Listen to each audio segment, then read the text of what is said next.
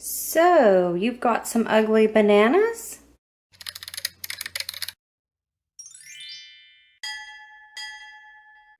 What you will need to turn your ugly bananas into delicious banana muffins is you're going to need some sugar.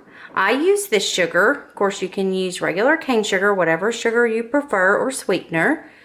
Baking soda, salt, vanilla, all-purpose flour, butter, and eggs. Those are your ingredients. And I have my muffin tin here, and I have my baking cups. But if you don't have baking cups, don't fret. You can butter and flour the inside of your muffin tin and still put it in there. And if you don't have a muffin tin and you have a loaf pan, you can make banana bread instead of muffins. So you can do whatever you would like with this. Now, of course, if you have raisins or nuts or chocolate chips you like to put in your bread, go right on ahead.